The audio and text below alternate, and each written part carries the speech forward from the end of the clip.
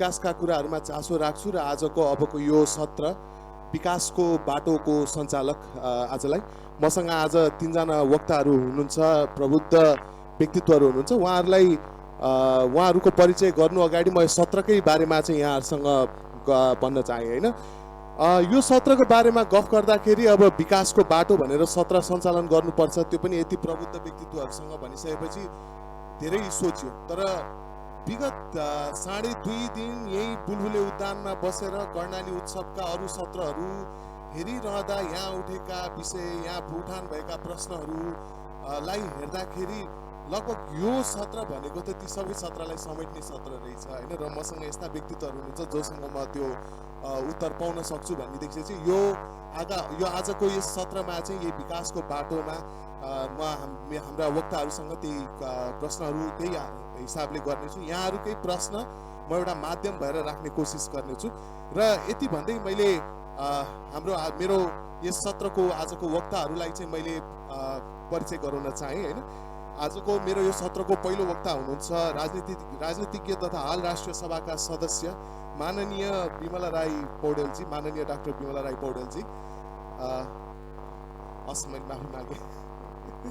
र यो माननीय डाक्टर विमला राई पौडेलजीको कुरा गर्दाखेरि उहाँको अहिले हालको परिचय चाहिँ राष्ट्रिय सभा सदस्य भए पनि उहाँको यात्रा हेर्ने हो भने उहाँले निकै भूमिकाहरू लिइसक्नु भएको छ हैन। उहाँ कुनै समयमा एउटा अभियन्ताको भूमिकामा हुनुहुन्थ्यो, उहाँ अझै पनि संसदभित्र पनि अभियानमै हुनुहुन्छ जस्तो लाग्छ हैन। र त्यस्तै उहाँ योजना निर्माणमा पनि आबद्ध हुनुहुन्थ्यो, उहाँ अध्येता पनि हो र उहाँ राजनीतिज्ञको प्रोफाइलमा पनि हुनुहुन्थ्यो हैन।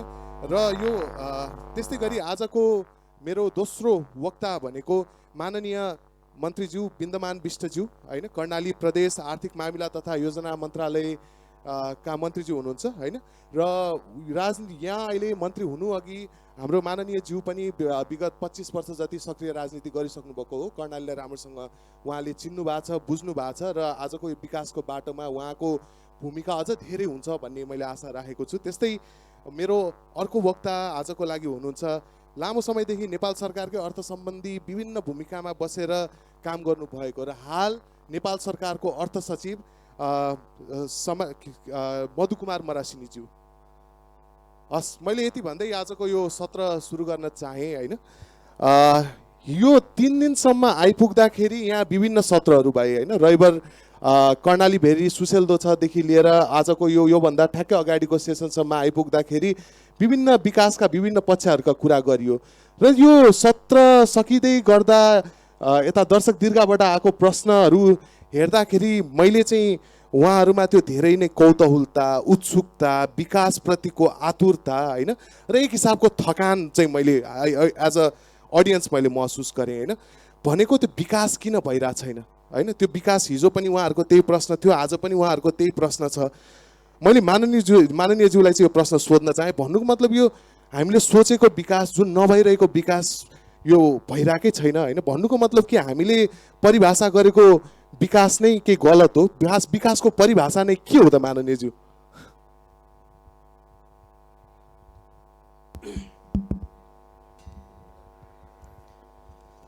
धन्यवाद।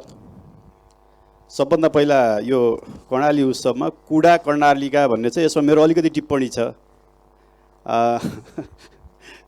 म कर्णालीवासी हुनुको नाताले यसलाई कुरा कर्णालीका भन्न खोजिएको होला। कुरा भन्नको लागि कुडा होइन, कुडा हो। कुडा भन्नुभयो भने त्यसले कुरा भन्ने के अरे अर्थ आउँछ। कुडा भन्दाखेरि त्यसले कुरा भन्दैन जस्तो लाग्छ मलाई। यसमा थप व्याख्या छलफल होस्, मेरो आशय छ यो करेक्सन पनि होस्। कुडा भन्दाखेरि कुडा कर्कटतिर जान्छ, कुडा कर्कट भन्दाखेरि त्यसको अर्थ अर्को लाग्छ। कुडा हुँदाखेरि कुरा हुन्छ, त्यस कारणले गर्दाखेरि यो करेक्सनतिर जाओस् भन्ने मेरो पहिलो सुझाव छ आयोजकहरूलाई। अब विकासको कुरा गर्नुभयो, अब शीर्षक राख्नुभएको छ विकासको बाटो हैन, विकासको बाटो। तर म अहिले यहाँ कुरा गर्दै गर्दाखेरि यसलाई अलिकति कर्णालीको सन्दर्भमा यसलाई अलिकति सच्याउनु पर्ने जस्तो मैले देखेको छु। बाटोको विकास भन्दाखेरि बढी उपयुक्त हुन्छ कि हामी जहाँ कर्णालीमा जहाँ छौँ विकासको बाटो भन्दा पनि बाटोको विकास भन्नुपर्ने छ। यद्यपि विकासको बाटो भन्दाखेरि यो धेरै फराकिलो छ, यसले धेरै क्षेत्र समेट्छ। तर आज हामी कर्णालीमा जहाँ छौँ यसो भन्दाखेरि बाटोको विकास भन्दाखेरि बढी उपयुक्त होला। सबभन्दा पहिला कनेक्टिभिटी हो विकासको आधार भनेको। कनेक्टिभिटीको लागि बाटो हामीले बनाउनु पर्ने हुन्छ। बाटोको अवस्था जे छ त्यो अवस्थाबाट हेर्दाखेरि हामीले बाटोको विकास भन्दाखेरि बढी अझ हामी ठिक्क ठाउँमाको बहसमा पुग्छौँ कि जस्तो लाग्छ मलाई। यो दोस्रो कुरा मेरो यो छ हैन। अब विकास किन हुन सकेन, विकासप्रतिको इच्छा आकाङ्क्षा तृष्णा हुँदा हुँदा अहिले तपाईँले भन्नुभयो थकानसम्म पुगेको कुरा गर्नुभयो हैन। किन हुन सकेन होला भन्दाखेरि मैले आफूले मेरो आफ्नो बुझाइ के छ भन्दाखेरि कर्णाली विकासमा पछि पर्नका केही कारणहरू छन्। यसको मूल कारण के हो भन्दाखेरि काठमाडौँबाट कर्णाली भौगोलिक रूपमा टाढा छ र काठमाडौँमा नीति निर्माण गर्नेदेखि लिएर सबै बस्ने मान्छेहरूको दृष्टिकोणमा पनि कर्णाली टाढा छ, जसको कारणले गर्दाखेरि कर्णाली विकास हुन सकेन। भौगोलिक विकटता छ। भौगोलिक विकटताको कारणले गर्दाखेरि मैले पूर्वाधार विकासको कुरा मात्रै गर्दैछु अहिले। पूर्वाधार विकास गर्नको लागि अन्य ठाउँको भन्दा लागत अधिकतम हुन्छ र बजेट विनियोजन के हुन्छ भन्दाखेरि थोरै हुन्छ, जसको कारणले गर्दाखेरि कर्णाली विकासको मूल प्रभावमा आउन नसकेको हो। पूर्वाधार विकास भइसकेपछि त्यसपछि गएर मानव विकास सूचकाङ्क पनि वृद्धि होला, सामाजिक हिसाबले पनि विकास होला, यी सबै विकासका अरू अवयवहरू अगाडि बढ्लान्। तर पूर्वाधार विकासकै सन्दर्भमा हाम्रो काठमाडौँको दृष्टिकोण, काठमाडौँको के अरे लगानी हैन, काठमाडौँको यतापट्टि हेर्ने नजरमा अलिकति समस्या हुँदाखेरि, दृष्टिदोष हुँदाखेरि यो समस्या पैदा भएको हो भन्ने मेरो आफ्नो निष्कर्ष छ।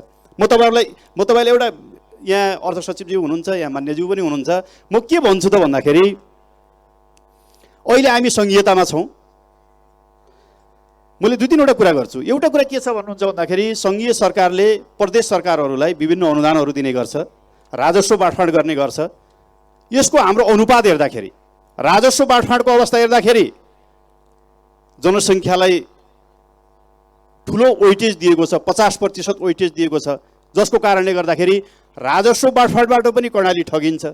आन्तरिक राजस्वको अवस्था हामीले अहिले मैले तपाईँहरूको बिचमा भन्दाखेरि यो आर्थिक वर्षको हाम्रो प्रक्षेपण भनेको 60 करोड हो। आन्तरिक राजस्वको अवस्था पनि हाम्रो अत्यन्तै साँघुरो छ। सङ्घीय सरकारबाट राजस्व बाँडफाँडको सूत्र जे बनाइएको छ वित्त आयोगले, त्यसबाट पनि कर्णाली ठगिएको छ। अब यस्तो क्षेत्रमा, पछाडि परेको क्षेत्रमा विशेष अनुदानलाई अलिकति वृद्धि गरेर दिनुपर्ने ठाउँमा विशेष अनुदानको बजेट पनि कर्णालीको पुछारमै छ हैन। त्यसपछि गएर अर्को कुरा, म एउटा नयाँ कुरा म के भन्न चाहन्छु भन्दाखेरि यो सबै स्थानीय तह र प्रदेश सरकारलाई बजेट दिइसकेपछि बाँकी रहेको बजेट जे छ, अर्थ सचिवज्यू यहाँ हुनुहुन्छ, बाँकी रहेको बजेटमा हेर्दाखेरि 7वटा प्रदेशको सङ्घीय सरकारका आयोजनाहरूको बजेट विनियोजन हेर्दाखेरि अस्ति मैले सोधेको थिएँ, एउटा टिम पनि आएको थियो, उहाँसँग मैले सोधेँ भन्दाखेरि बागमती प्रदेशमा त्यसको वेटेज 46% रहेछ। सङ्घीय बजेटको टोटल वेटेज बागमती प्रदेशमा 46% रहेछ, कर्णाली प्रदेशमा 4% रहेछ। अब तपाईँ भन्नुहोस्, कर्णालीका जनताको विकासको आकाङ्क्षा जो छ त्यो आकाङ्क्षा त्यो 4% बजेटले अरू सबैमा, राजस्व बाँडफाँडमा, आन्तरिक राजस्वमा, विशेष अनुदानमा, समपूरक अनुदानमा, त्यो सबैमा पुच्छरमा छ कर्णाली प्रदेश। यो मैले अगाडि भनिसकेँ हैन। त्यति हुँदाहुँदै पनि सङ्घीय आयोजना जस्तो राष्ट्रिय गौरवका आयोजना हेरौँ, अब खानेपानी मन्त्रालयले भन्छ 10,000 उपभोक्ता नहुन्जेलसम्म हामीले सङ्घीय आयोजना बनाउनु है भनेर भन्छ। 10,000 उपभोक्ता भएको खानेपानी आयोजना कर्णालीमा वीरेन्द्रनगर बाहेक अन्त कहीँ पनि हुँदैन भनेपछि सङ्घीय आयोजना एउटा एक मिनट मात्रै। त्यसो हुँदाखेरि यो बजेटको वेटेज जो छ यो हिसाबले हेर्दाखेरि त कर्णालीका जनताको विकास स्वतः रूपमा पछि पर्ने कुरा त यी तथ्यहरूले देखाइराखेको छ। यसमा थप प्रश्न गर्नुपर्ने जरुरी छैन होइन। यही कुरालाई जोडेर मैले हाम्रो अर्थ सचिवज्यूलाई सोध्न चाहेँ होइन, कर्णालीको भौगोलिक हिसाबको विकटता हेर्दा एउटा उदाहरण, सामान्य उदाहरण के हो भने सुर्खेतमा 1,000 पर्ने सिमेन्ट चाहिँ हुम्ला पुग्दा 9,000 रुपियाँ पर्छ होइन। त्यो हिसाबको चाहिँ अवस्था छ र यो नलुकेको सत्य हो, यो सबै यो खुला सत्य हो यो चिज होइन। यति हुँदा हुँदै पनि कर्णाली प्रदेशलाई बजेट कम चाहिँ किन? धन्यवाद यो अवसरको लागि पनि, कर्णालीको आयोजकहरूप्रति पनि। र यो तपाईँले सोधेको प्रश्न म तपाईँहरूलाई नै बिर्स्याउँछु। हामीले अथवा कर्णाली प्रदेश सरकारले छुट्याएको प्रदेशको बजेट किन 60-70% भन्दा बढी खर्च गर्न सक्नुहुन्न? जवाफ चाहियो। यसपालि पनि 7 महिना भइसक्यो, 20% भन्दा बजेट खर्च भएको छैन। सेटिस्फाई गराउनुहोस् न, हैन? अनि सँगसँगै एकदमै निडफुल सेक्टरमा, अब मैले सेक्टर अहिले भन्दिनँ, रकमान्तर के अरे बजेट थपको लागि मागेर आयो। यसो हेरेको फागुन 6 गतिको तथ्याङ्क मसँग जम्मा 3% खर्च भएको रहेछ एलोकेसनको, है। हामी कस्तो छ भन्दाखेरि आफूसँग जे छ त्यो कुरा चाहिँ उपयोग नगर्ने र जे छैन त्यसलाई समस्याको रूपमा देखाउने। अघि मलाई खुसी लाग्यो, दुईजना हाम्रो पूर्व मन्त्रीजी र वर्तमान मन्त्रीजीले मेरो चाहिँ बोझ चाहिँ यहाँ मजाले राखिदिनु भयो। अहिलेको सङ्घीय सरकारको पुँजीगत खर्च भनेको 378 अरब हो र अस्ति एक हप्ता अगाडिसम्म अर्थ मन्त्रालयमा थप माग आएको 368 अरब छ। पुँजीगत खर्च कति भएको छ थाहा छ? जम्मा लेस देन 20%। यो खर्च गर्ने जिम्मा कसको, गराउने जिम्मा कसको त? गराउने जिम्मा सबै रिसोर्सहरू जुटाइदिने जिम्मा हाम्रो, गर्ने जिम्मा चाहिँ जसले प्राप्त गर्छ उसको। गरेर देखाउनुहोस् न, होइन? हामी कहाँ एउटा के छ भन्दाखेरि जे छ त्यो कुरामा ध्यान भन्दा पनि जे छैन त्यो कुरा, कतिपय ताजुब लाग्छ जुन कुरा पालिका स्तरकै बजेटबाट हुनसक्छ, साना साना मठ मन्दिर सानो बाटोहरू त हुनसक्छ, जुन कुरा प्रदेशबाटै हुनसक्छ सानो सानो चिजहरू, त्यसको लागि पनि हामी सुर्खेतदेखि टिकट काटेर सङ्घमा जान्छौँ के। तर लकिली अहिले के भएको छ, कर्णाली अरू बढी सुनिने देखिने पनि भएको छ। माननीय अर्थमन्त्री स्वयं कर्णालीकै हुनुहुन्छ, त्यसैले तपाईँहरूलाई न्याय त हुन्छ हुन्छ, त्यसमा चाहिँ ढुक्कै हुनुहोस्, होइन? त्यो कारणले गर्दाखेरि तर समस्या के हो भन्दाखेरि अलिकति इन्टरनल्ली पनि के अभाइलेबल छ भनेर हेऱ्यौँ भने मलाई लाग्छ हामीले यो अवस्थालाई परिवर्तन गर्न सकिन्छ। र आजको कर्णाली आजभन्दा 20 वर्ष अगाडिको कर्णाली अथवा इभन 10 वर्षभन्दा अगाडिको कर्णालीभन्दा धेरै फरक भइरहेछ, धेरै परिवर्तन भइरहेछ। र यो विकासको बाटो हवाईजहाज चढेर पनि आछ, विकासको बाटो गाडी चढेर पनि आछ, विकासको बाटो ट्रान्समिसन लाइनबाट पनि आएको छ, विकासको बाटो गाउँ गाउँमा खोल्दै गरेका विद्यालयबाट पनि आछ, विकासको बाटो स्वास्थ्य चौकीबाट आछ, र विकासको बाटो तपाईँको कर्णालीमा बहने थोपा थोपा पानीमा छ, त्यसलाई ट्याप गर्नुहोस् के। थुप्रै आयोजनाहरू बन्न सक्छ, होइन? त्यो कारणले गर्दाखेरि हामीले निराश हुने भन्दा पनि के छ त्यो कुरातिर जोड दियौँ भने मलाई लाग्छ कर्णालीको मुहार चेन्ज गर्न पनि सकिन्छ। अब हाम्रो रिसोर्स भनेको त लिमिटेड छ, जम्मा 1632 अरबको बजेट हो। 7वटै प्रदेशमा डिमान्ड छ, भएका 753वटा पालिकाहरूमा डिमान्ड छ। त्यसलाई हामीले न्यायोचित रूपमा वितरण गर्न सक्नुपर्छ। र अघि मान्य मन्त्रीले भन्नुभयो जस्तै के डिप्राइभ सेक्टरमा हामीले अलिकति एडिसनल्ली, किनभने जुन क्षेत्र चाहिँ पछि परेको त्यसलाई अगाडि ल्याउनलाई के विशेष कार्यक्रमहरू ल्याउनुपर्छ भन्ने हिसाबले अहिले कर्णालीकै लागि पनि केही विशेष कर्णाली केन्द्रित कार्यक्रमहरू पनि छ। र हामी कहाँ समस्या के छ भन्दाखेरि त्यो कार्यान्वयन लेभलमा चाहिँ समस्या छ। यो कुनै पर्टिकुलर सरकार अथवा मन्त्री भन्दा पनि केही सिस्टमेटिक समस्याहरू पनि छन्, है? त्यतातिर चाहिँ अलिकति हामीले चेन्ज गर्न सक्यौँ भने मलाई लाग्छ विकास टाढा पनि छैन र विकासको बाटो कर्णालीका गाउँ गाउँमा चाहिँ पुगिरहेछ। त्यो बाटो चाहिँ पहिचान चाहिँ गर्नु पर्यो, त्यसलाई विस्तार गर्नु पर्यो, त्यसलाई चाहिँ सस्टेनेबल बनाउनु पर्ने भयो। त्यसरी अलि पोजिटिभ माइन्डसेटले हेरौँ भन्ने मेरो चाहिँ। हजुर, म यो यहाँले भनेको कुरामा 2-3वटा छलफल योग्य कुराहरू पनि छन्, तर त्यो भन्दा भन्दै मलाई अहिले जोड्न मन लागेको चाहिँ, होइन, पैसा छ खर्च हुँदैन, होइन, विकास भइरहेछ भन्छ सरकार भन्छ, होइन, तर जनताले प्रश्न गर्दाखेरि होइन विकास भएको छैन, हामीलाई खोइ केही पाएको छैनौँ भन्छ, होइन। भन्नुको मतलब कि हाम्रो यो विकास चाहिँ लादिएको विकास हो त? यो प्रश्न मैले बिमलाजीलाई सोध्न चाहेँ, होइन। जबकि सरकार भन्छ विकास भइरहेछ, जनताले हात उठाएर प्रश्न सोध्छ यो पनि भएको छैन त्यो पनि भएको छैन भन्छ, भन्नुको मतलब त यो के लादिएकै विकास हो त? लादिएको विकास भनेर चाहिँ यहाँले के भन्न खोज्नुभयो त्यो मैले राम्रोसँग बुझिनँ। मलाई चाहिँ के लाग्छ भने पहिलो कुरा त धन्यवाद, है, यहाँ बोलाउनु भयो। कर्णालीवासी सबैलाई मेरो नमस्कार। म एकदमै नयाँ हो कर्णालीको लागि, तर मलाई एकदम खुसी लागेको छ आज यहाँ आएर बोल्न पाउँदा।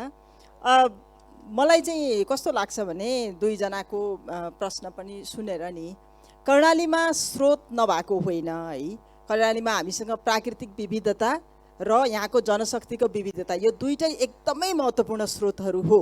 कर्णालीमा पर्यटनको सम्भावना त्यति नै छ, जलस्रोतको सम्भावना त्यति नै छ, कृषि 3 लाख हेक्टर जमिन चाहिँ कृषि योग्य भूमि छ भनेको सानो कुरो होइन, कृषिको त्यस्तै छ होइन।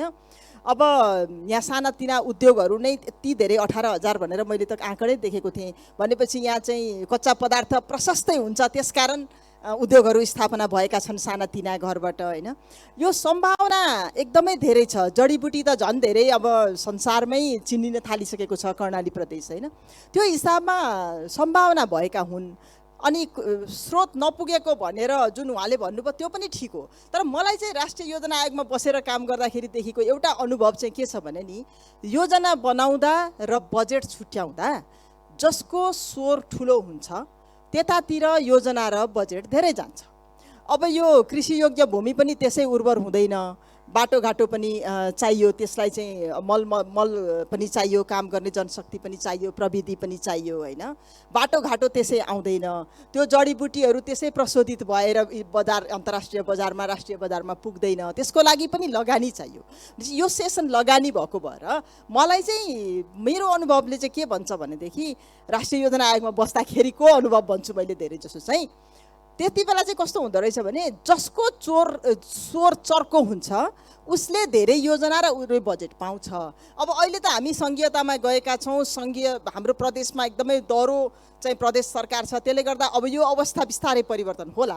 तर पहिला हेर्दाखेरि चाहिँ जुन प्रदेश त्यति बेला त हामीसँग जिल्लाहरू हुनुहुन्थ्यो भनौँ न, जुन जिल्ला सबैभन्दा बढी विकसित छ त्यहीँका मान्छे धेरै राज्यमा प्रतिनिधित्व गर्ने, सरकारमा धेरै त्यहीँका मन्त्रीहरू हुने, सचिवहरू धेरै, मन्त्रीको त म कुरै गर्दिनँ, सचिवहरू र निजामती कर्मचारीहरू त्यही जिल्लाका बढी हुने, अनि त्यही जिल्लामा सबैभन्दा धेरै योजना र बजेट गएको हामीले देखेका छौँ।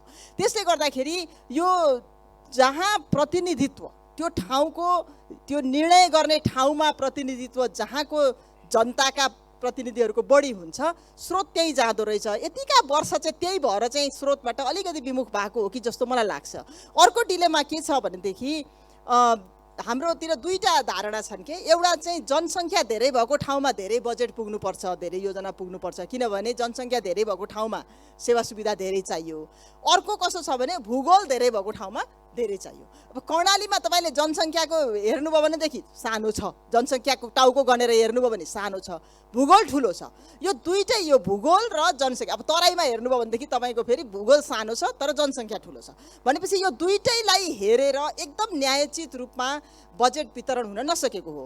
अघि सचिवज्यूले भन्नुभयो खर्चै गर्नुहुन्न, खर्च के कारणले हुँदैन भन्दाखेरि एउटा त जनशक्तिको अभाव हुन्छ। कर्णालीमा सरकारी कर्मचारी जसलाई हामीले खर्च गर्नको लागि ट्याक्स उठाएर तपाईँहरू सबैले पैसा दिन्छौँ, अर्थ मन्त्रालयले ट्याक्स जम्मा गर्छ, अनि त्यसपछि खर्च गर भनेर सम्बन्धित मन्त्रालयमा पठाउँछ र त्यो मन्त्रालयमा टन्नै कर्मचारी हुन्छन् तलब खाएका कर्मचारीहरू। किन?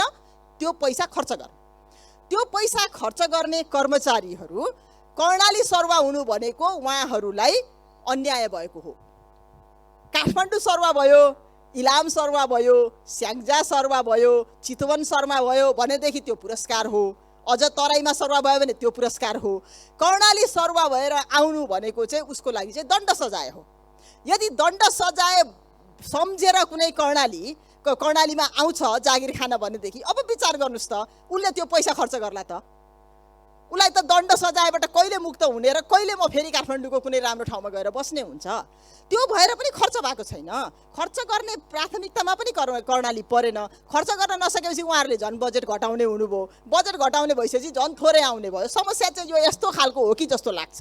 तर यो समस्या मात्रै छ भनेर हामी बस्न भएन। अब प्रदेश सरकार, हामी सङ्घीयतामा गएका छौँ, प्रदेश सरकार बलियो छ, यहाँबाट कर्मचारीहरू, यहीँको स्थानीय कर्मचारीहरू पनि लिन सक्नुहुन्छ उहाँहरूले। अब खर्च गर्न पर्यो, खर्च गरिसकेपछि ल्याउ सङ्घीय सरकार पैसा भनेर फेरि माग्न पर्यो।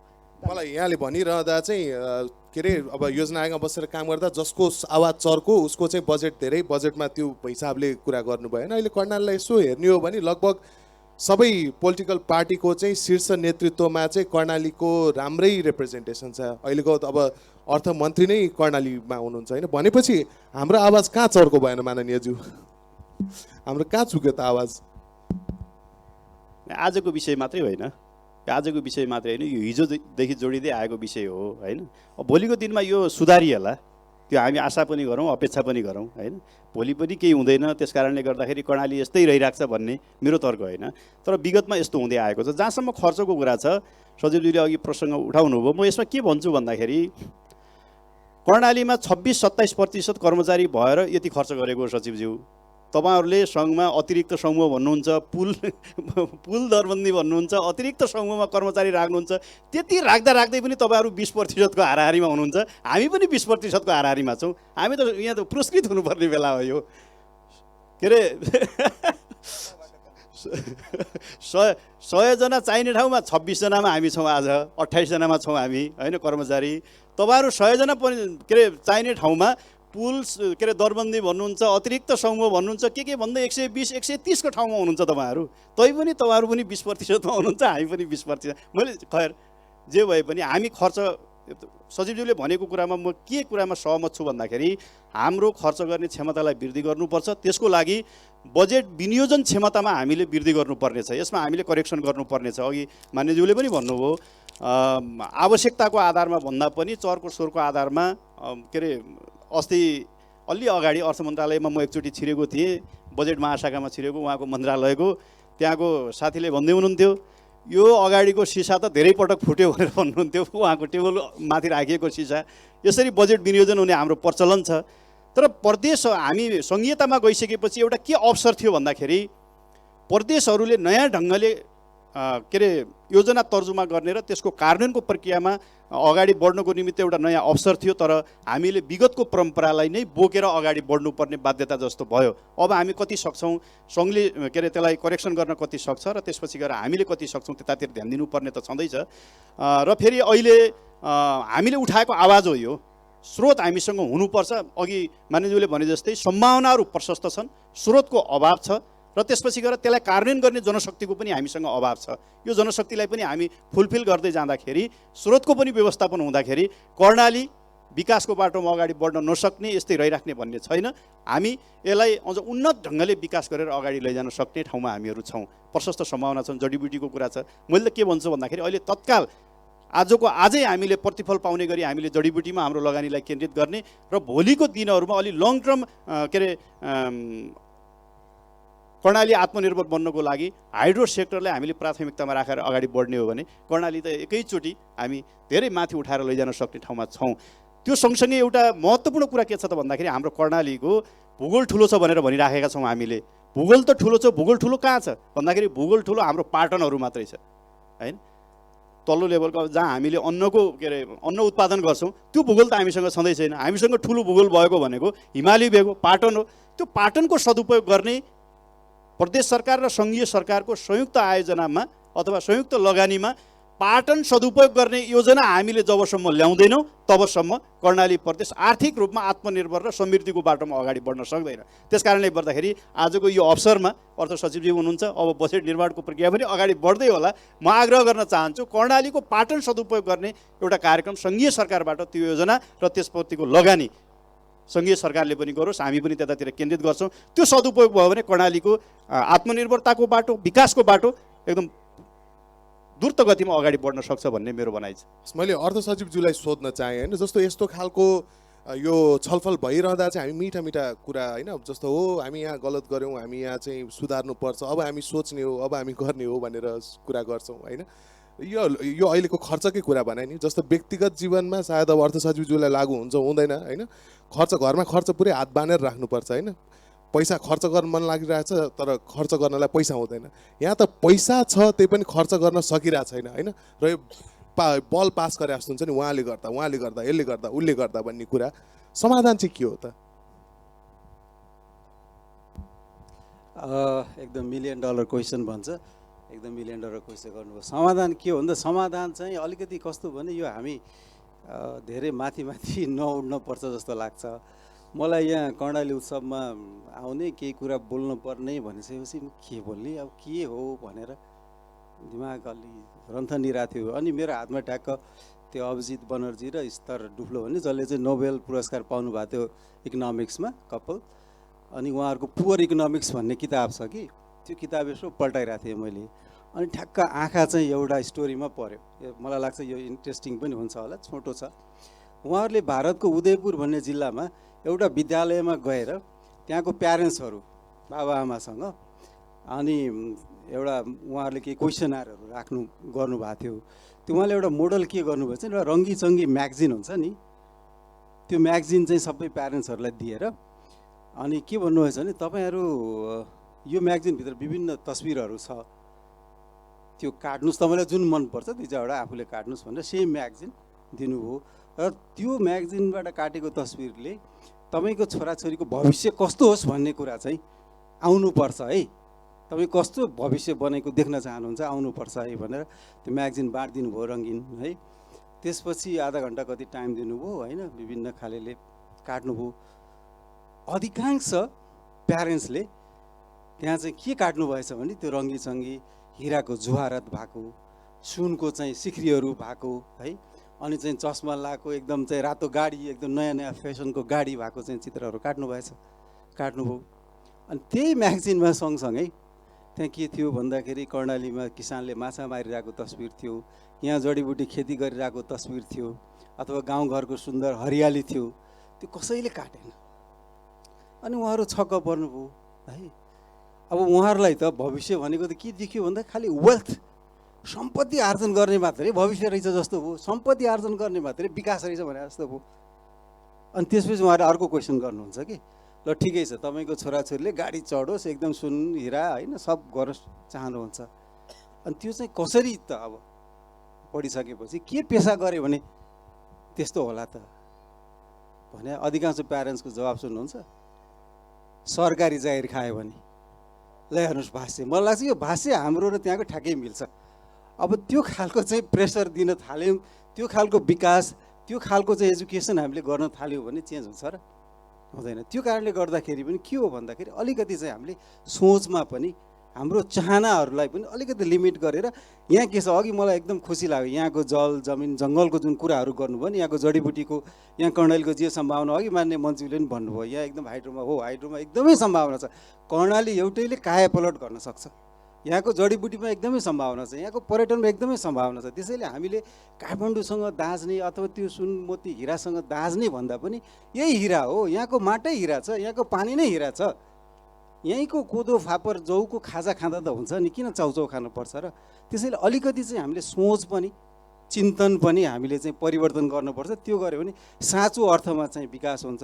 अब जहाँसम्म अब यो खर्च नहुने अब सवाल जवाफको एउटा चाहिँ साँच्चै कुरा के हो भने हाम्रो एकदमै छरिएका आयोजनाहरू छन्। अघि चाहिँ मान्यजीले नि भन्नुभयो अब यो अलिकति सामन्तवाद छ कि बजेट निर्माणमा। सामन्तवाद भनेको हिजो पनि थियो आज पनि थियो भने जो गएर मुड्की बजार्न सक्यो, जसको चाहिँ कनेक्सन भयो उसैको योजना राख्ने, र हामीसँग कस्तोसम्म आउँछ भने सजिलो बरु 10 लाख 20 लाख राखिदिनुहोस्, कम्तीमा म कन्स्टिट्युन्समा जाँदाखेरि ल्याएँ भनेर भोट त माग्न पाउँछु भन्ने छ कि त्यो प्रवृत्तिले हामीलाई एकदमै गाँजिया छ। जस्तो अहिले मैले एउटा उदाहरण दिन्छु, अब ठुलो लामो बाटोहरू 24 लाख रुपियाँमा बनाउने भनेर 1400 बाटोहरू थियो यसपालि। अब मैले कसैलाई त्यो एकुमुलेटरहरू मैले इमिडिएट पास गभर्मेन्टलाई भन्न खोजेन, त्यो वर्षौँदेखि पाइलअप भइरहेको बाटोहरू थियो। यसपालि हामीले अब 24 लाखले कस्तो सडक बन्छ, त्यो पनि केन्द्रबाट, पालिकाको भए त बरु लो यसो सम्मै गर्ने हुन्थ्यो भनेर हामीले चाहिँ त्यसलाई केही चाहिँ बरु निर्माण हुन सक्नेलाई दिउँ, नसक्नेलाई काट्नु भन्दा पनि त्यो पनि फेरि अर्कै हिसाबले कन्टेस्टेड भयो। तर समस्या के हो भने यो छरेर हुँदैन, बजेट छरेर हामी अगाडि पुग्दैनौँ। ठोस रूपमा 5वटा चाहिँ ठोस कार्यक्रम बनाऊ, कर्णालीले पनि 5वटा ठोस बाटो बनाओस्, 5वटा ठोस सिँचाइहरू बनाओस्, भएको रिसोर्स त्यसैमा राख्यो भने कर्मचारीको समस्या पनि पर्दैन कि। अब 1400 बाटो इन्जिनियर खटाउनु पर्छ अनि कहाँबाट उसले चाहिँ राष्ट्रिय राजमार्ग हेर्न पाउँछ। त्यो कारणले गर्दाखेरि अलिकति हाम्रो यो बजेट निर्माण, बजेट माग्ने, बजेट दिने अथवा यहाँ त चाहिँ विकास खाने भन्ने पनि छ के छ, त्यस्तो खालको प्रवृत्तिहरू चाहिँ अलिकति छोडौँ है। त्यसको लागि चाहिँ अलिकति हामी पोलिटिसियनहरू र हामी ब्युरोक्रेट दुवैले अलिकति चाहिँ निर्मम चाहिँ आफैलाई समीक्षा गर्ने। अब पनि हामीले नचेत्ने हो भने हामीसँगैको अघि कोरियाको उदाहरण आयो, फर्गेट अबाउट कोरिया, बङ्गलादेश हेरौँ न होइन। बङ्गलादेशमा गार्मेन्टमा एकदम लिडिङ भयो, हाम्रो जिडिपी भन्दा बढी त उसले गार्मेन्ट एक्सपोर्ट गरेर फरेन करेन्सी कमाउँछ। त सुरुवात कसरी गरे हो थाहा छ? जम्मा 3 जना महिलालाई बङ्गलादेशले सुरुमा जम्मा 3 जना महिलालाई साउथ कोरियामा त्यो गार्मेन्ट बनाउने तालिम दिन पठाएर सुरु गरे। जस्ट 3 वुमेन हुँदो रहेछ त गऱ्यो भने त होइन। त्यसैले सानो हुँदैमा थोरै हुँदैमा पछि पर्ने भन्ने होइन, तर यो विकासको जुन भाष्य छ नि, जुन अघि सुन चाँदी नै त्यो विकास भविष्य हो भन्ने होइन, यहाँको हावापानी माटो जल जमिन यहाँको जडीबुटी होइन, यहाँको प्राकृतिक सुन्दरता यसैलाई गरौँ। र अर्को एउटा प्लस एउटा फेरि कस्तो छ भन्दाखेरि जे पनि सरकारले गरिदियोस् भन्ने यो मानसिकता त्याग्नै पर्छ। खेलकुद मैदान बनाउनु परे पनि सरकारले बनाइदियोस्, अब विद्यालयहरू त कुरै भएन होइन। हाम्रो पालामा म चाहिँ मेरो काँधमा म पढ्ने विद्यालय मैले ढुङ्गा माटो काठ बोकेर बनाएको विद्यालय हो। अहिले त जमिन सबैले दिन्थे, अहिले त कहाँ आउँछ र त्यो सरकारले जमिन लिन थाल्यो भने 1 लाख रुपियाँ आना रहेछ भने 20 लाख रुपियाँ आना माग्ने। यो सोसाइटी अलिकति त्यो पनि अहिले हामीले कोच गर्न पनि सकिरहेको छैनौँ कि, डेभलपमेन्ट एकदमै एक्सपेन्सिभ भइरहेको पनि छ कि। त्यसैले अलिकति निर्मम चाहिँ समीक्षा गरौँ, अलिकति हाम्रो इकोनोमिक र पोलिटिकल इन्स्टिट्युसन्सहरूमा चाहिँ रिभ्यू गऱ्यौँ भने असम्भव चाहिँ छैन। फेरि यति हामी चाहिँ ब्लेस्ड छौँ, यहीँ कर्णालीकै पनि यति सुन्दरता यति प्रचुर चाहिँ हामीसँग स्रोत साधनहरू छ होइन। यही भएकै बजेटले पनि गर्न सक्छौँ र निजी क्षेत्रलाई पनि सँगै लिएर चाहिँ जानुपर्छ भन्ने मेरो धारणा हो। किनभने हाम्रो अर्थतन्त्र निर्माणमा अहिले पनि कम्पोजिसन हेऱ्यो भने 70% 70% निजी क्षेत्रको 30% गभर्मेन्टको भन्छ। तर हाम्रो भइरहेछ के छ भन्दा everything we expect from the government, सबै चिज के। अब क्रिकेट स्टेडियम त पब्लिक प्राइभेट पार्टनरसिपमा बनाएर गेम खेलाएर पैसा उठाएर मलाई यही एउटा सोध्न मन लागेको छ सर, जस्तो यहाँले 70-30% को कुरा गर्नुभयो, यहाँ अरू पनि सेसन भइरहँदा चाहिँ जस्तो त्यो 70% लगानी प्राइभेट सेक्टरले भित्र ल्याउन त्यो वातावरण सिर्जना गर्न पनि त सरकारको जिम्मेवारी छ नि होइन? एकदमै सरकारले चाहिँ कन्डुसिभ इन्भाइरोमेन्ट भन्छ, त्यो अनुकूल वातावरण ऐन कानुन अनुकूल निर्माण गरिदिने हो। त्यसमा एकदमै हाम्रो द्विमत छँदै छैन होइन। हामीले गर्ने हो, हामी स्टेक होल्डर्सहरूको कन्सल्टेसनहरू पनि गर्छौँ, त्यसमा के रिभ्यू गरिदिनुपर्छ त्यसमा पनि गर्छौँ। तर एउटा चाहिँ के हो भन्दाखेरि सरकार भनेको अलवेज चाहिँ रङै हो भन्ने खालको एउटा माइन्डसेट पनि अलिकति सरकारले केही नयाँ पोलिसीहरू ल्याउन लाग्यो भने त्यसमा इम्प्लिमेन्टेसन फुल्ली कम्प्लाई नगरिदिँदाखेरि पनि हामीलाई समस्या छ कि। नत्र भने अहिले पनि तपाईँको ठुल्ठुलो सिमेन्ट उद्योगहरू अथवा अन्य कल कारखाना भयो भने सरकारले त्यो उद्योगसम्म जाने बाटो बनाइदिए, भिजिएफ भन्छ भायबिलिटी ग्याप फन्डिङ मोडल, त्यो मोडल पनि छ, त्यसरी पनि गर्न सकिन्छ भन्ने पनि छ। केही अहिले सिमेन्टमा हामी आत्मनिर्भर बनौँ, केही सेक्टरहरू जस्तो अब ऊर्जामै हाम्रो यति सम्भावना छ कि अब कुरै नगरौँ होइन, अहिले मैले यहाँ भन्नै पर्दैन होइन। त्यस्तोमा अनुकूल वातावरण बनाइदिने चाहिँ सरकारको काम हो। त्यही भएर मैले भनेको इकोनोमिक र पोलिटिकल इन्स्टिट्युसन्सहरू जुन छ नि त्यसमा केही समस्या छ भने रिभ्यू भउँ। तर हिजो जस्तै बजेट छरेर र एकदमै त्यो सुन चाँदी जस्तै सोचाइ राखेर चाहिँ फेरि पनि हामीले विकास गर्न सक्दैनौँ। कुरा त्यति हो। मैले माननीय बिमलाज्यूलाई सोध्न चाहेँ, जस्तो यहाँनिर ओनरसिपको कुरा आयो अघि, जे कुरा सरकारले गर्दै हुन्थ्यो होइन, त्यो खालको जुन डिपेन्डेन्सी भनौँ न त्यो देखियो। भन्नुको मतलब हाम्रो जुन विकासका योजनाले त्यो लोकल सेन्टिमेन्ट चाहिँ क्यारी नगरे हो त, त्यो जुन बटम टप अप्रोच भन्छ नि, सायद उहाँहरूलाई के चाहिएको त्यो हिसाबले चाहिँ प्लानिङ हुँदै माथि आएर हुने हो भने त्यो ओनरसिप आउँथ्यो कि, या अहिले चाहिँ त्यो खालको योजनाहरू नभएको कारणले चाहिँ त्यो ओनरसिप नभएको हो कि?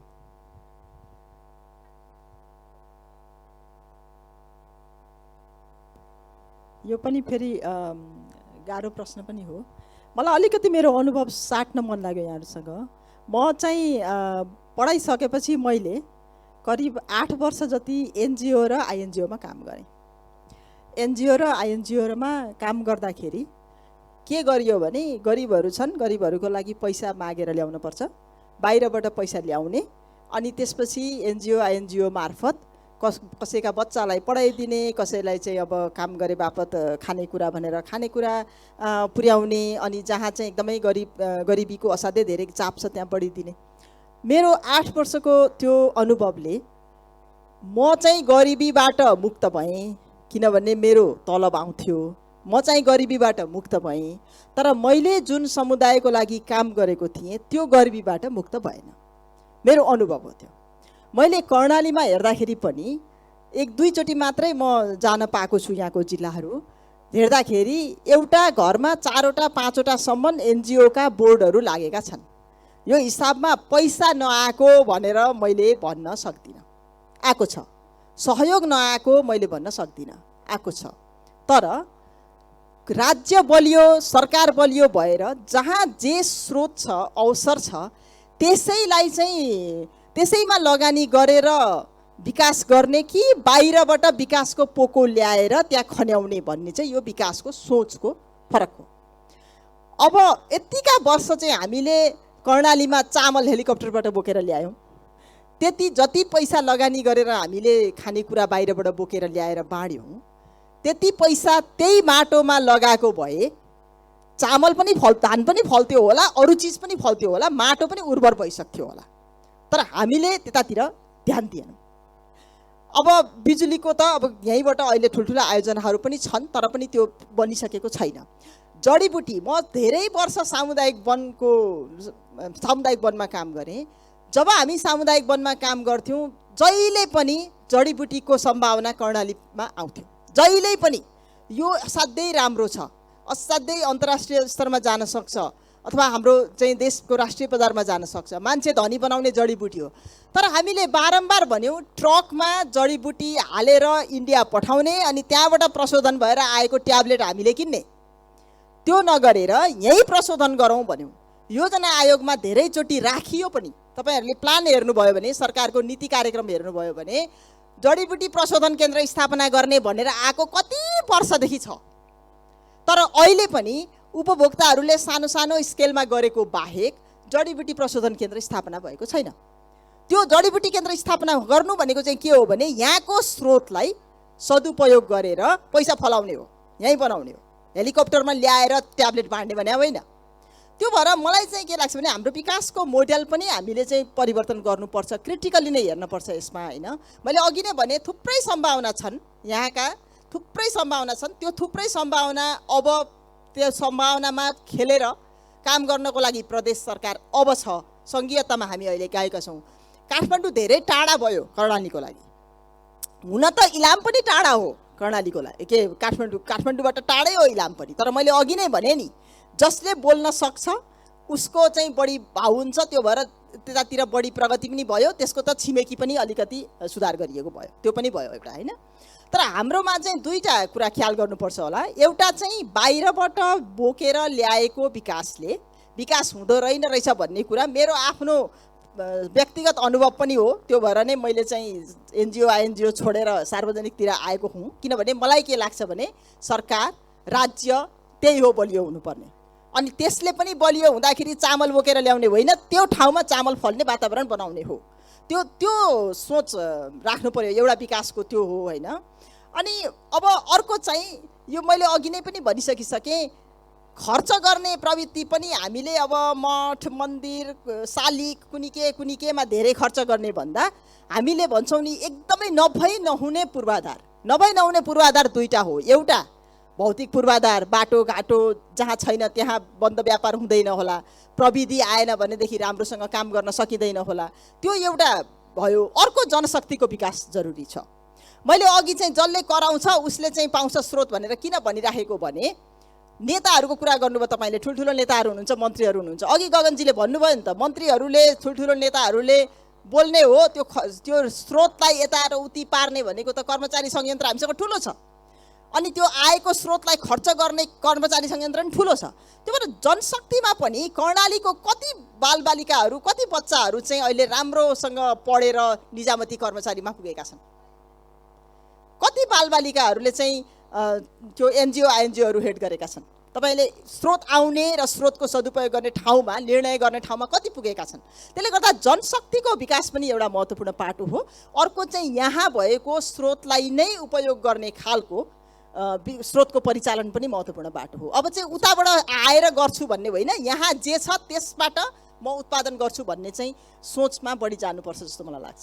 यसैसँग मलाई माननीयज्यूलाई अर्को जोड्न मन लागेको कुरा चाहिँ, होइन, उहाँले दुईवटा कुरा गर्नुभयो, एउटा भौतिक विकासको कुरा, अर्को जनशक्ति विकासको कुरा।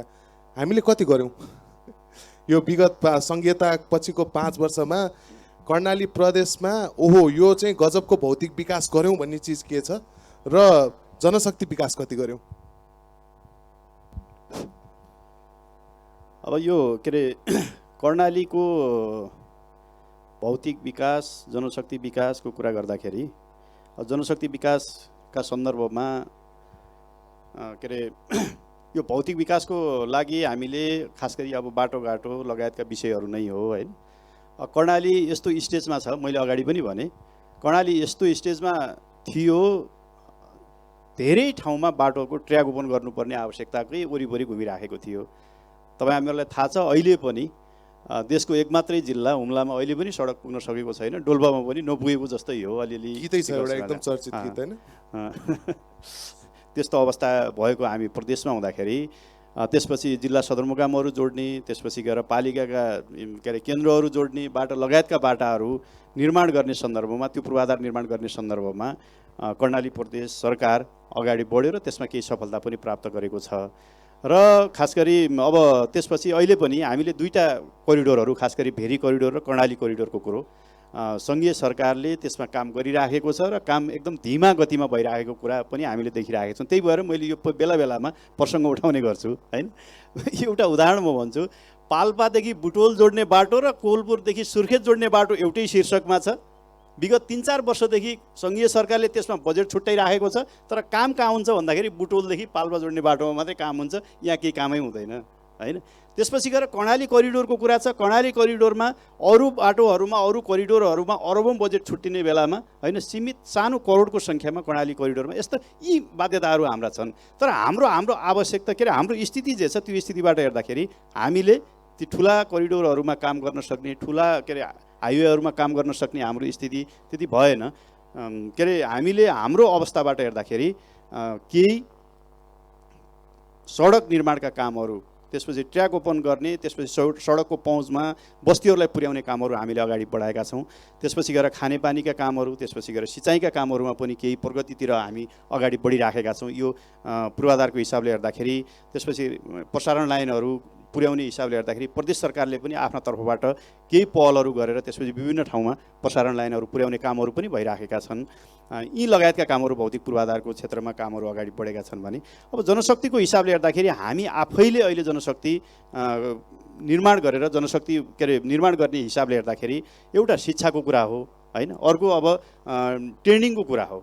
जनशक्ति गर्ने हिसाबले हेर्दाखेरि, निर्माण गर्ने हिसाबले हेर्दाखेरि केही सिपमूलक ट्रेनिङहरू सञ्चालन गरेर त्यो जनशक्ति उत्पादन गर्ने कामहरू भइराखेका छन्। र प्रदेशको आफ्नो अवस्थाबाट हेर्दाखेरि शिक्षा क्षेत्रमा लगानी गरेर केही स्कलरसिपहरू दिएर त्यसपछि गएर प्रदेशलाई काम लाग्ने जनशक्तिहरू उत्पादन गर्नतिर हामीहरू लागिराखेका छौँ। तर आफै त्यसपछि के अरे ठुलो मात्रामा जनशक्ति उत्पादन गरेर अगाडि बढ्ने सन्दर्भमा हाम्रा पनि केही अलमलहरू जरुर रूपमा छन्। सीमित मात्रामा केही स्कलरसिपहरू दिएर विद्यार्थीहरूलाई पढ्ने वातावरण बनाएर त्यसपछि गएर कर्णालीको ग्रामीण क्षेत्रमा काम गर्ने, जनशक्ति उत्पादन गर्नेतिर हामी त्यतातिर केन्द्रित भइरहेको स्थिति छ। हजुर, यही सन्दर्भमा एउटा प्रश्न मेरो अर्थ सचिवज्यूलाई म सोध्छु, त्यसपछि दर्शक दीर्घामा केही प्रश्नहरू छ कि भनेर जान्छु होइन।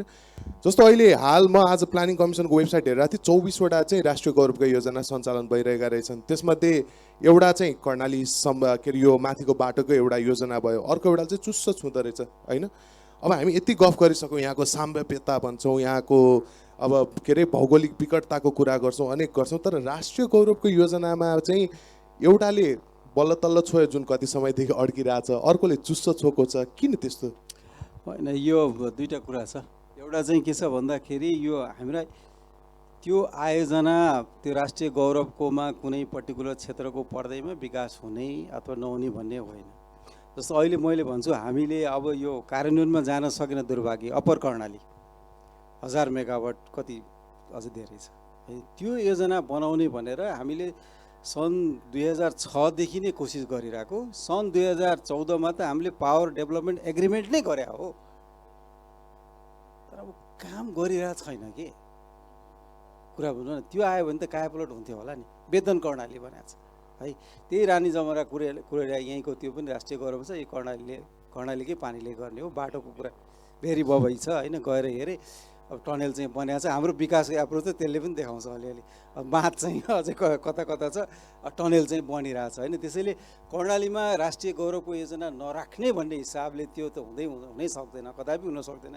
किन भन्दाखेरि अहिले आएको संविधानको पनि त्यो टेबल ठटाउने कुराले नै फरक होइन, त्यो संविधानको मर्म नै के हो त्यो अब मान्यजीहरूलाई, मन्त्रीजीहरूलाई सोध्नुपर्छ। कर्मचारी त ठटाइ खाने मात्रै हो, फेरि त्यहाँ पनि फरक छ है। त्यो टेबल मेरै सिसा फुटेको छ, अब मैले कति भनौँ यहाँ होइन। म बजेटमा सहसचिव हुँदाखेरि कतिलाई थाहा छ होइन। तर एउटा के हो भन्दाखेरि अलिकति चाहिँ यो विकासलाई पिकअप गर्ने होइन, प्रस्तुति गर्ने र यो सेलेक्टिभ हुन सक्नु पनि एउटा अवसर हो। र अर्को चाहिँ अवसर पहिचान, अर्को चाहिँ के हो भने हाम्रो संविधानको फन्डामेन्टल नै के छ भने समावेशी विकास भन्ने त छ नि।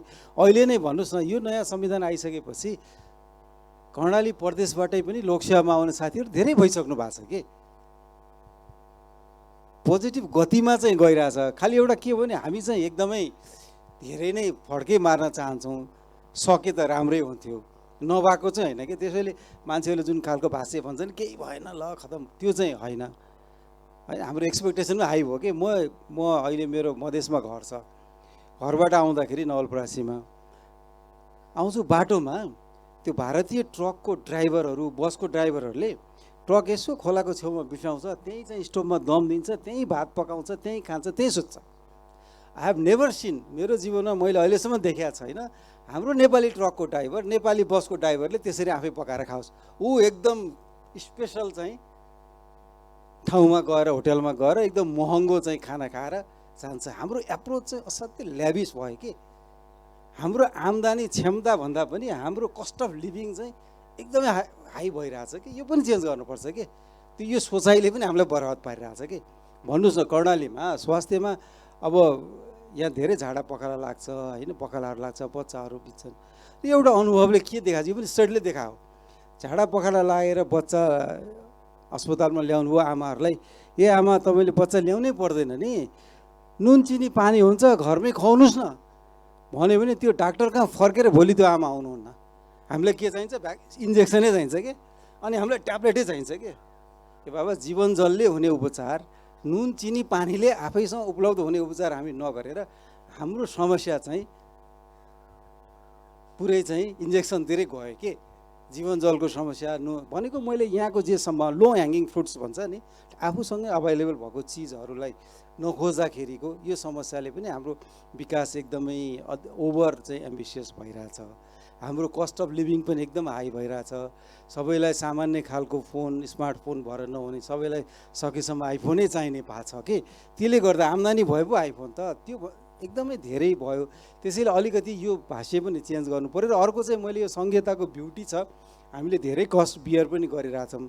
प्रदेश र स्थानीय तहले विश्वास जित्नु पनि पर्यो होइन। डेभलपमेन्ट गर्नलाई हो कि, सरकारै चलाउनलाई त केन्द्रीय सरकार छँदै थियो नि, कमान्डै गर्ने हो भने त। विकास गर्नलाई चाहिँ अलिकति यी दुईवटा इन्स्टिट्युसन्सहरू, खास गरेर प्रदेश त अझै विशुद्ध विकासकै लागि हो। यो संहिताको 5औं वर्षमा आइराख्दाखेरि पनि कति ठाउँमा स्थानीय सरकारहरूसँग काम गर्दा अथवा प्रदेश सरकारमा यो ओनरसिप लिनु पर्यो, उहाँहरूले गर्नु पर्यो भन्ने कुरा कहीँ कतै त्यो कम्युनिकेसनको ल्याप्स जस्तो देखिन्छ। हो, त्यो कम्युनिकेसन क्ल्यारिटी चाहिँ कसले गरिदिनु पर्यो? यो चाहिँ एकदमै तपाईँले यस्तो राम्रो, हामी कहाँ चाहिँ के छ भन्दाखेरि कतिपय मान्छेहरू आउनुहुन्छ कि यो भएन त्यो भएन भने, ए बाबा छ त त्यो छुट सुविधा तपाईँलाई दिएकै छ त, ए हो र जा, छा भएन। कम्युनिकेसन ल्याप्स चाहिँ छ।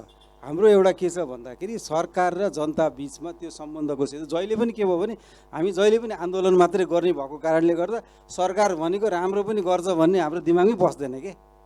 राम्रो पनि त गर्छ नि सरकारले, तर हामीले के सिकाएको छौँ, आन्दोलन, विरोध, मुर्दाबाद। हेर्नुहोस् त, त्यो गर्न चाहिँ हामी त ब्याक टु ब्याक 10 वर्षमा अझै हेऱ्यो भने क्रान्ति गर्न चाहिँ सक्ने, तर त्यो ट्रस्ट बिल्डअप गर्न नसक्ने भएको छ। त्यो चाहिँ पोलिटिकल लिडरसिपले गरिदिनुपर्छ जस्तो लाग्छ मलाई। अलिकति किन प्रशिक्षित गर्ने त यहाँहरूले हो, त्यो गरिदिनु भयो भने अझै राम्रो हुन्छ। हाम्रो एउटा के हो भने हामी केन्द्रमा बसे पनि, हामी फिल्डमा बस्यो भने हाम्रो सोच भनेको चाहिँ समृद्ध नेपालै बनाउने हो कि, विकासै गर्ने हो, मुहारै चेन्ज गर्ने हो।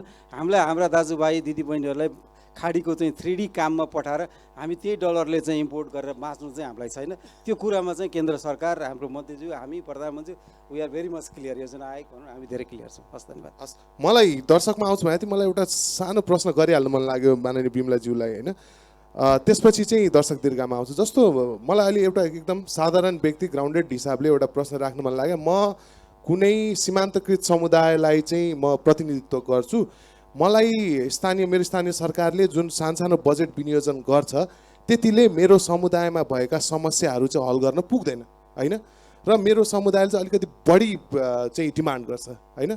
मैले मेरो सरकारसँग त्यो विकासको लागि पैसा माग्न पाउने कि नपाउने होइन, र पाउने भए कसरी पाउने?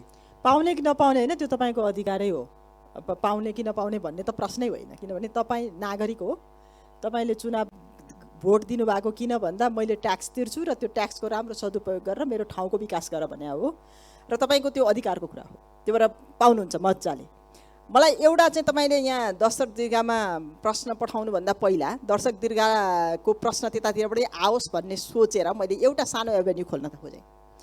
मैले अघि भने भौतिक विकास, र हाम्रो जनशक्तिको विकास होइन, किनभने हामीसँग प्राकृतिक विविधता असाध्यै धेरै छ, स्रोत असाध्यै धेरै छ, त्यसलाई परिचालन गर्नको लागि लगानी चाहिन्छ।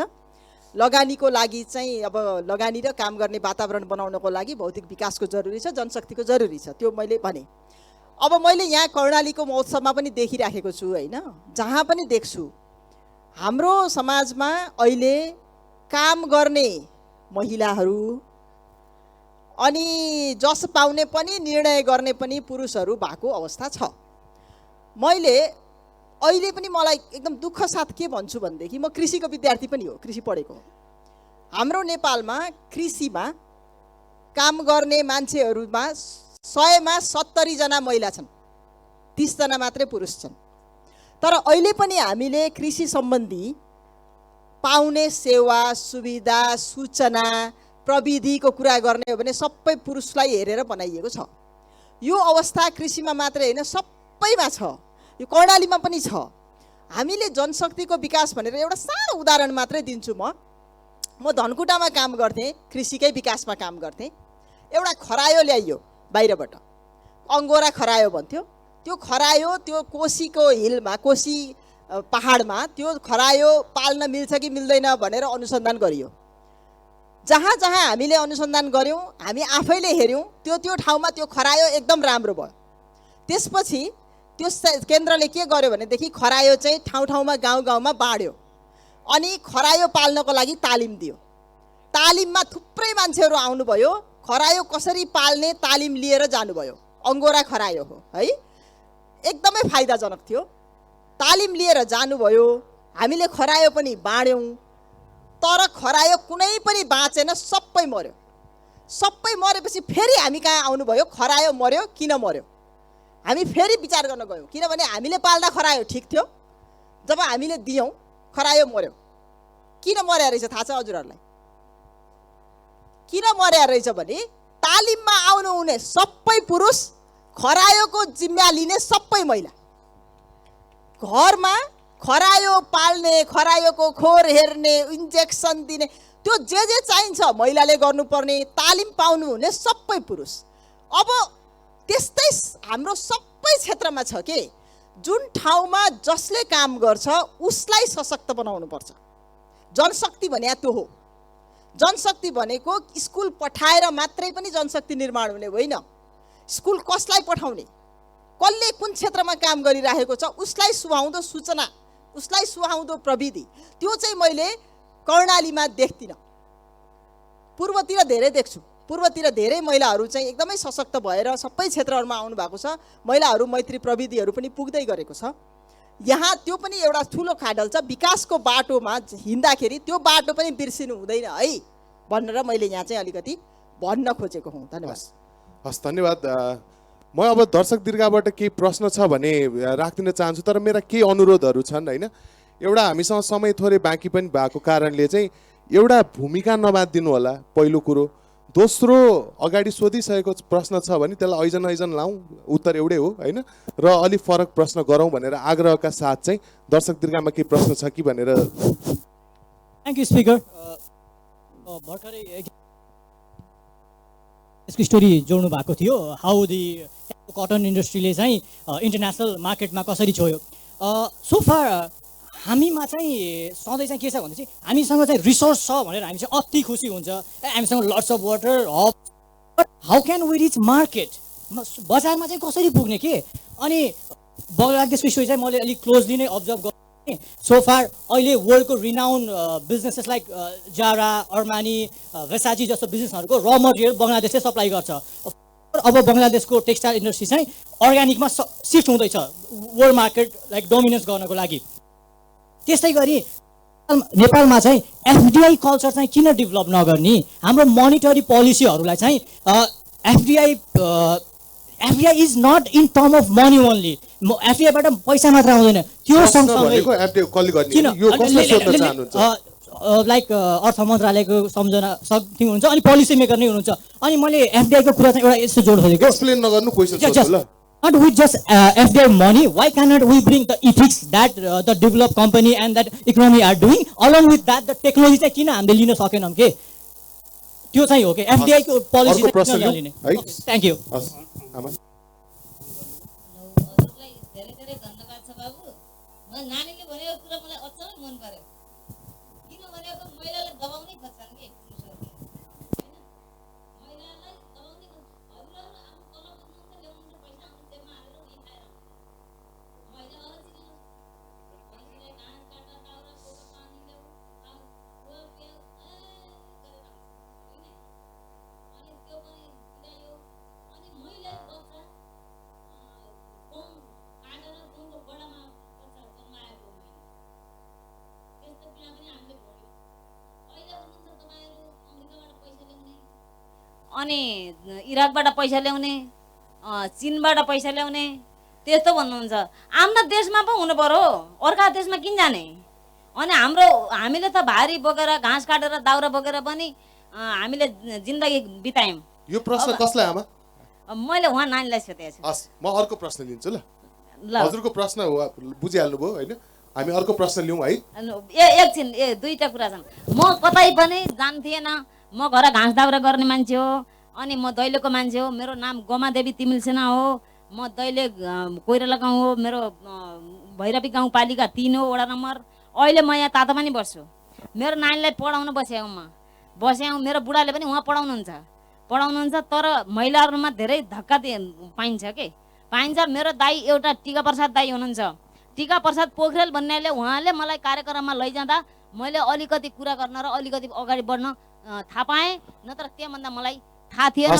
हस्, अरू कसैको प्रश्न छ? हामी लास्ट दुईटा प्रश्न लिउँ है। हजुर। समस्त परिवारमा नमस्कार छ। कुरा आयो कृषि सम्बन्ध र शिक्षा र ठेकेदारी, यी तीनटा कुरामा म क्वेसन गर्छु हजुरहरूलाई, गाह्रो नमान्नु होला। कृषिमा के छ भने हामी जति पनि कर्मचारी प्रश्न राख्दिनु न है प्लिज, समय नभएर। कृषिमा अरू शिक्षामा र ठेकेदारीमा तीनटा कुराको म प्रश्न गर्दैछु, हजुरहरू सुन्नुहोस्। के छ भनिन्छ भने कृषिमा हामी सबै जति पनि छौँ कृषकको छोरा हो, चाहे नेता हो, चाहे कर्मचारी हो, चाहे पत्रकार हो, चाहे सबै। हजुर प्रश्न छ यो जति कुरा आइरहेछ सरहरूबाट, कृषिको लागि जति पनि अनुसन्धान छ, माटोको परीक्षण गरेर खेतीबाली गराउनु पर्ने।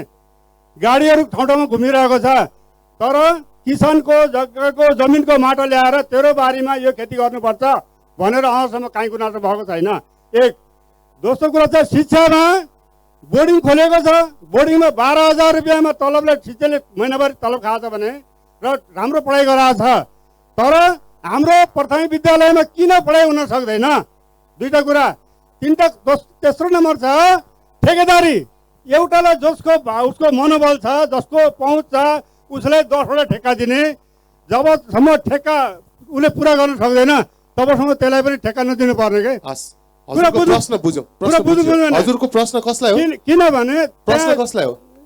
हजुरलाई नै भयो। एउटा अन्तिम प्रश्न। हजुरको प्रश्न बुझ्यौ। एउटा अन्तिम प्रश्न। ठेकेदारी के छ भने होइन बुझ्यो। ठेकेदारीमा यो कुरा सुन्नु न, अब यो सबैले ठेक्का लियो। बुझ्यो। हजुर अर्को प्रश्न लिउँ है। यता हात उठाइराख्नु भएको छ यहाँ अगाडि है। यो अन्तिम प्रश्न गरी यहाँ अगाडि हात उठाइराख्नु भएको छ। उहाँलाई यहाँ हात उठाइराख्नु भएको छ कि अघिदेखि हात उठाइराख्नु भएको छ? यता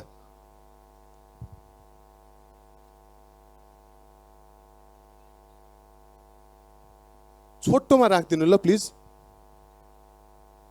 प्रश्न मात्र है। पहिला त तुम्ही हबै जाने बुझेका मान्छे बसेका छ, तुम्ही हबैकन मैले कर्णालीको आफ्नै भाषा देऊ के आत्युहरूले जाति गुण लागिएछन्। म बिचारी आएँ, तुम्ही अर्ध कुडारी हो के गरेछौ? त्यो विकासको बाटो भनिया छ। विकास भनेको के हो त्यो मैले बुझ्न सकिन। आफ्नो भाषा बिर्याले अरूको भाषा बोल्ला छन्, त्यो भाषाको विकास भयो कि अब त्यो पनि बुझिन। आफ्नो लाउने टाला पनि लाउन छोडेर अक्काकै टाला लाउँदैन, त्यो भेषभूषाको विकास भयो कि भएन त्यो पनि बुझिएन। आफ्नो खाना पनि खान छोडिएले। म अहिले टिकटकको माध्यमबाट भइकन देऊ के मैले खुल्ला आकाश कार्यक्रम चलाएको छु। आफ्नो देउडा चौतारी भन्ने आफ्नो भाषा बोल्नु लाज मान्नेले के भन्न छन्? ती कस्ता अङ्ग्रेजी थडाउने जन्मिया रहेन, अङ्ग्रेजी माटो खाएर अङ्ग्रेजी गरेका रहेछन्, त्यो पनि मैले बुझिन। तुम्ही जाने बुझिया तिनै मान राख्न यो प्रश्न छ। विकास पनि क्या हो स्पष्ट तरिकाले बुझाइदिनु पर्यो। म त झर्काले झुल्यान मान्नै लाग्यो। हस् धन्यवाद। धन्यवाद। निकै राम्रो प्रश्नहरू आए हजुर। सरबाट सुरु गरौँ। विकास त टन्नै भए जस्तो लाग्यो मलाई। अहिले पछिल्लो प्रश्न जुन गर्नुभयो नि त्यो प्रश्न सोध्न सक्ने जुन क्षमता तपाईँले राख्नुभयो नि विकासको द्योतक त्यही हो। मलाई लाग्छ आजभन्दा 8-10 वर्ष अगाडिसम्म पनि हाम्रा महिला दिदीबहिनीहरूले यत्रो भारी सभामा यो लेभलको प्रश्न सोध्न सक्नुहुन्थेन। धेरै धन्यवाद छ। त्यो हो विकास है। अब अरू भाषा संस्कृति संरक्षण गर्ने रहनसहनसँग संरक्षण गर्ने त अघि पनि धेरै भनिसकेँ। यहाँको सम्भावना के छ त्यसैलाई राखेर गर्नुपर्छ भनेर मैले त्यसमा व्याख्या गरिनँ। तर तपाईँलाई धेरै धेरै चाहिँ हार्दिक धन्यवाद नमस्कार पनि छ। एकदम खुसी लाग्यो। कर्णालीको विकास चाँडै हुन्छ जस्तो पनि लाग्यो। अब जहाँसम्म अघि एकजना भाइले सोध्नुभयो एफडिआईको लागि किन गरिएन हो। एफडिआई भनेको नट ओन्ली मनी पैसा मात्रै होइन, टेक्नोलोजी पनि हो, स्किल पनि हो, इथिक्स पनि हो। त्यो सबै चिजहरू जोडेर आउने। त्यसैले हामीले त्यसलाई पैसाको रूपमा मात्रै हेरेको पनि छैनौँ। त्यसलाई एउटा अरू आफ्नो क्षमता वृद्धि गर्ने अवसरको रूपमा पनि हेरिरहेका छौँ। त्यो कारणले गर्दाखेरि पनि हामीले चाहिँ विदेशबाट चाहिँ लगानी ल्याउनको लागि सरल होस् भनेर अहिले चाहिँ लगानी बोर्डको छुट्टै कार्यालय नै, किनभने कसैले त्यो ब्युरोक्रेटिक ह्यासल्सहरू नहोस् भनेर लगानी बोर्डको छुट्टै कार्यालय पनि खोलेर त्यही कामलाई मात्रै फोकस पनि गरिरहेछौँ। तर समस्या के छ भन्दाखेरि जसरी हामी विकासका अथवा अरू इन्भेस्टमेन्टका अरू एरियाहरूमा अलिकति पछाडि परिरहेको छौँ त्यसमा पनि सोचे जस्तो प्रगति हासिल गर्न नसक्यो। तर सरकारले चाहिँ एफडिआईलाई इन्करेज नै गर्छ, त्यसको अनुकूलको नीति नियमहरू ल्याउँछ नै र त्यो टेक्नोलोजी ल्याउने भन्ने नै हो, त्यसकोबाट स्किल ल्याउने भन्ने नै हो, त्यसबाट इथिक्स ल्याउने नै भन्ने हो हाम्रो। अन्यथा त्यो पैसा मात्रै ल्याउँ भन्ने सोच पनि होइन। त्यसैले मैले यसमा पनि धेरै कुराहरू नगरौँ। अब जहाँसम्म यो कृषि शिक्षा ठेकदारीको कुरा गर्नुभयो, कृषिमा अनुसन्धान भएन भन्नुभयो। सायद हामीले हाम्रो पञ्चवर्षीय योजनाहरू विकास योजनाहरू हेऱ्यौँ भने पहिलो योजनादेखि 15औँ योजनासम्म सबभन्दा धेरै पटक दोहोरिएको कुनै विषय छ भने त्यो कृषि सिँचाइ त्यही नै हो। तर दुर्भाग्य यहाँ पनि इम्प्लिमेन्टेसनको दुर्भाग्य छ।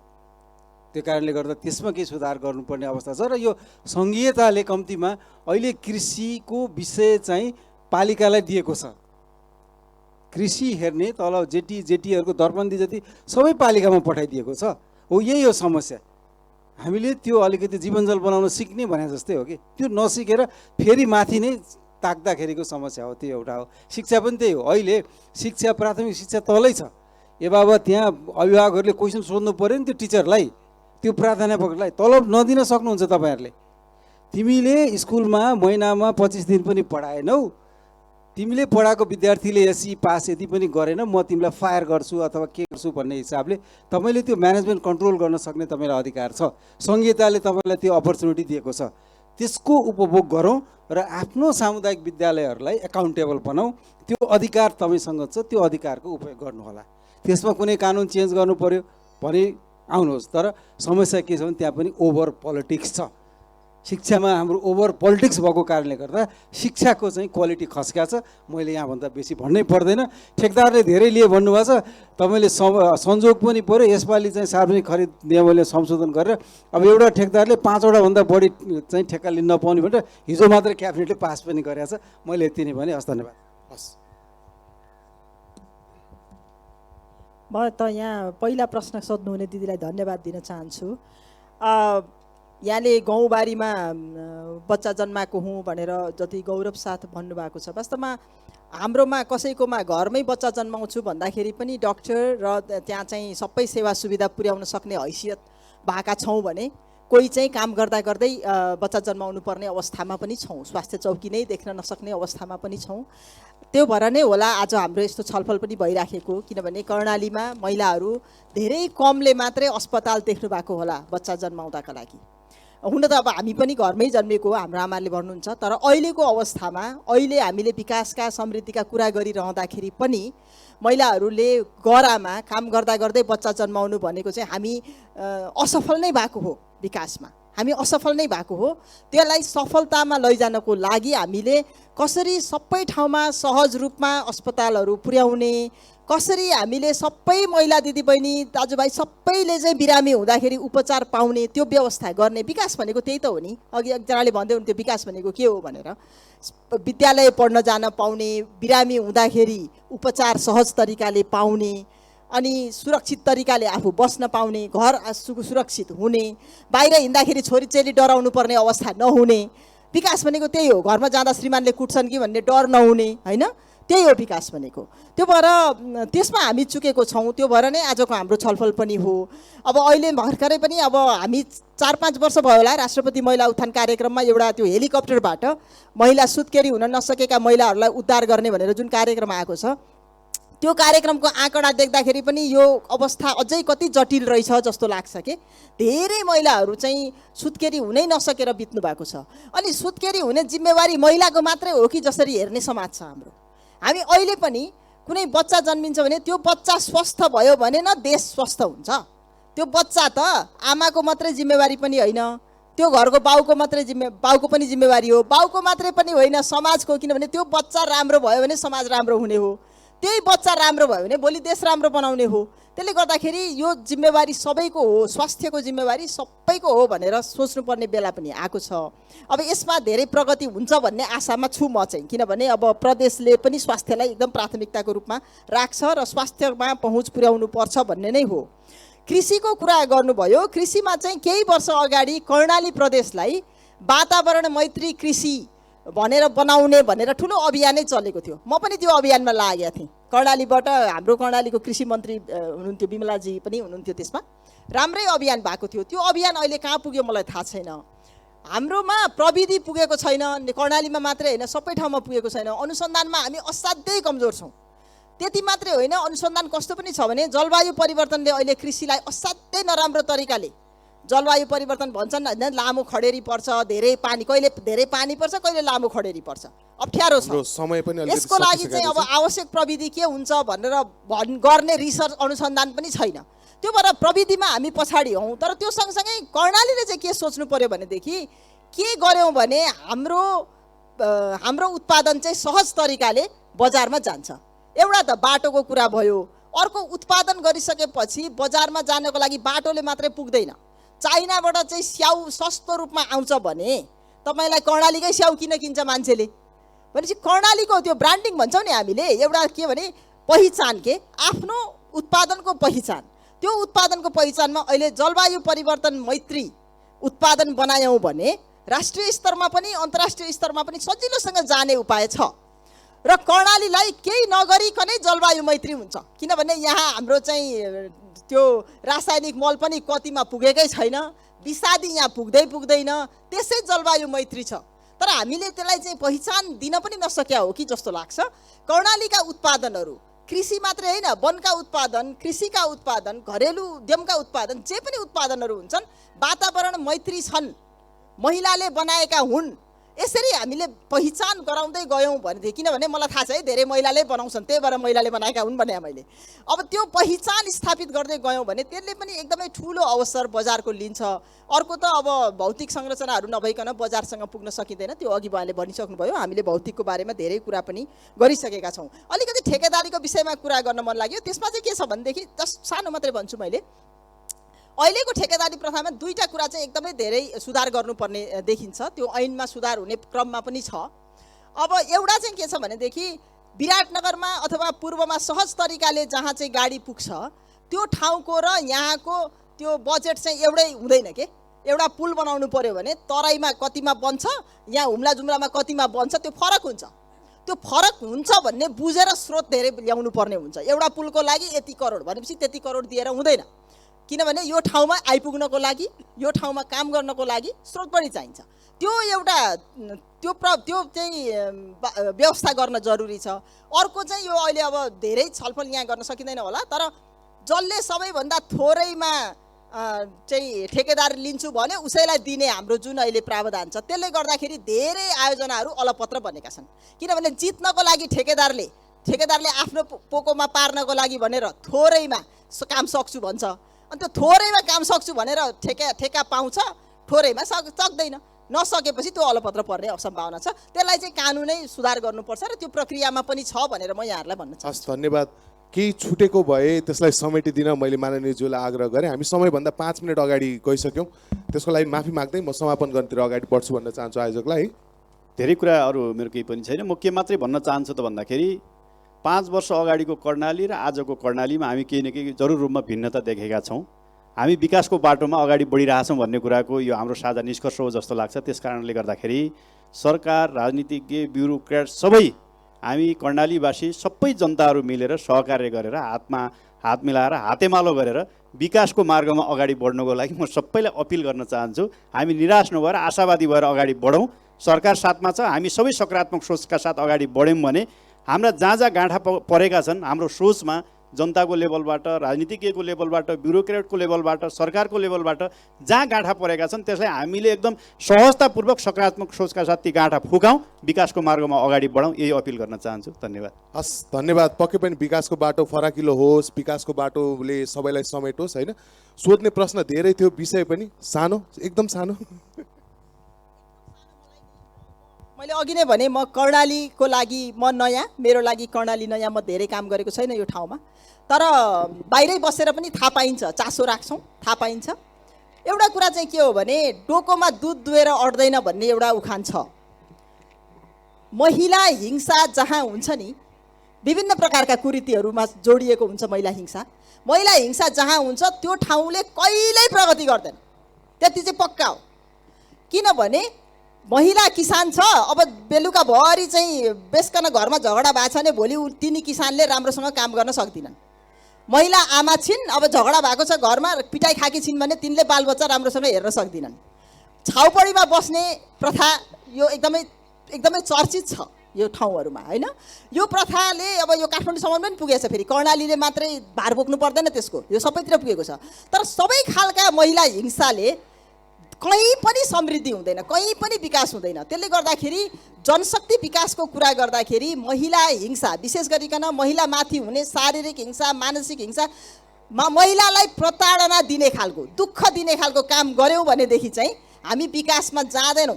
त्यो पनि चाहिँ एकदमै राम्रोसँग नोट होस् भनेर मैले यहाँ भन्न लागेँ। हस्, धन्यवाद। यति भन्दै होइन, सो गर्ने कुराहरू धेरै थियो। विकास भन्ने यो विषय नै कस्तो छ, विकासको बाटो भने जति लामो पनि जान सकिन्छ होइन। र मैले हाम्रो आजको वक्ताहरू मधु कुमार मरासिनीजी, अर्थ सचिवज्यू, माननीय बिन्दमान विष्टज्यू, माननीय डाक्टर विमल राई पौडेलज्यू र दर्शक दीर्घाबाट प्रश्न सोध्नुहुने सबैलाई धन्यवाद भन्दै यो सत्र यही समापन गरेँ। धन्यवाद। धन्यवाद। सम्पूर्ण वक्ता तथा सञ्चालकज्यूलाई स्टेजमै बसिदिनु हुन म हार्दिक अनुरोध गर्दछु। विकासको बाटो वक्ताहरू हुनुहुन्थ्यो मधु कुमार मरासिनी, सचिव अर्थ मन्त्रालय, माननीय बिन्दमान विष्ट, मन्त्री आन्तरिक मामिला तथा योजना मन्त्रालय कर्णाली प्रदेश, डाक्टर विमला राई पौडेल, माननीय राष्ट्रिय सभा सदस्य र सञ्चालन गर्नुभएको थियो विशेष सङ्घज्यूले। अब भने हाम्रो विकासको बाटो सत्रका वक्ता तथा सञ्चालकज्यूहरूलाई मायाको चिनो प्रदान, कर्णालीको नासो प्रदान गरिदिनु हुन कर्णाली उत्सवका अभिभावक आदरणीय केवल प्रसाद भण्डारीज्यूलाई हार्दिक अनुरोध गर्दछु। र हामी बिचमा विशेष उपस्थिति रहेको छ कर्णाली प्रदेश सभाका माननीय उपसभामुख पुष्पा घरती विष्टज्यू आउनुभएको छ। त्यसै गरी हामीसँग आर्थिक मामिला तथा योजना मन्त्रालय कर्णाली प्रदेशका सचिव जक्का आचार्यज्यू आउनुभएको छ। सुर्खेत जिल्लाका प्रमुख जिल्ला अधिकारी खगेन्द्र प्रसाद रिजाल आउनुभएको छ। प्रदेश निर्वाचन अधिकारी दुर्गा प्रसाद चालिसेज्यू आउनुभएको छ। यहाँहरू सम्पूर्णलाई आजको तेस्रो दिनमा हार्दिक स्वागत छ। र हामी कर्णाली उत्सव कुडा कर्णालीका 2078लाई शीर्ष प्रायोजन गर्ने राष्ट्रिय वाणिज्य ब्याङ्कलाई विशेष धन्यवाद दिन चाहन्छौँ। यसै गरी सहआयोजकको रूपमा रहेको कर्णाली प्रदेशको उद्योग, पर्यटन, वन तथा वातावरण मन्त्रालय, प्रबन्धकको रूपमा रहने कर्णाली प्रदेश सरकार, आयोजक सहर